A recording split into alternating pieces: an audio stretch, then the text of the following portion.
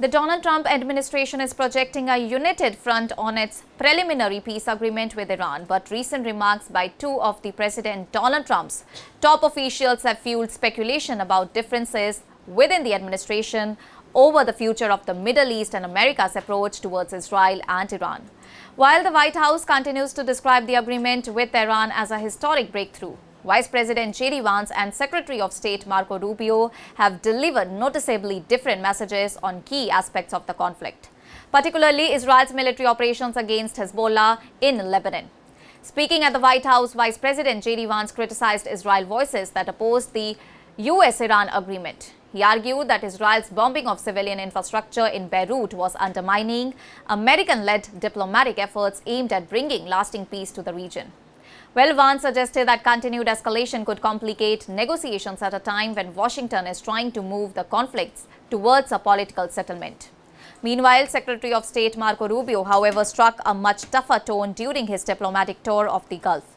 While visiting the United Arab Emirates, Bahrain and Kuwait, Rubio defended Israel's military campaign, describing it as a justified response to the repeated attacks by the Iran-backed Hezbollah group. When questioned about Vance's remarks, Rubio avoided directly addressing the criticism and instead pointed to a recent Hezbollah attack on an Israel checkpoint, arguing that Israel had legitimate security concerns. The contrasting statements have sparked debate over whether divisions exist within the Donald Trump administration's foreign policy team, especially as both J.D. Vance and Marco Rubio are widely viewed as potential Republican presidential contenders in 2028. The two leaders have also adopted different approaches towards Iran itself. J.D. Vance has consistently presented an optimistic outlook, suggesting that a new and more cooperative relationship between Washington and Tehran may be possible. And during his recent visit to Switzerland for talks with Iranian officials, he reportedly discussed ways to reduce tensions and even revealed that the United States had invited an Iranian intelligence official to serve as a de-confliction with the Pentagon in Qatar.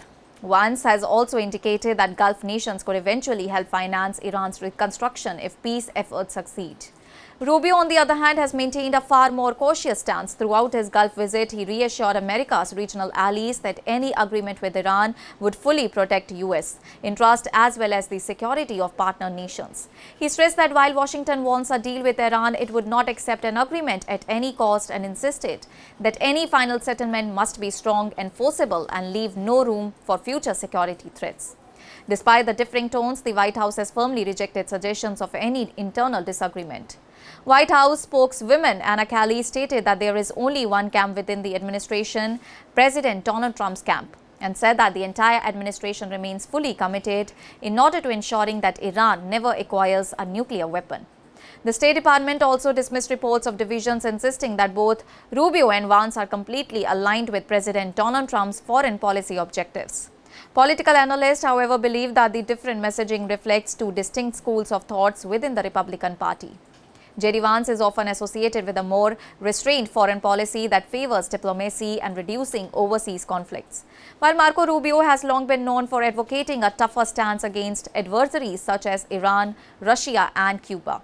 The differing public statement comes as the United States and Iran continue negotiations during a 60-day ceasefire period that is aimed at resolving issues related to Iran's nuclear program, regional security and broader stability in the Middle East.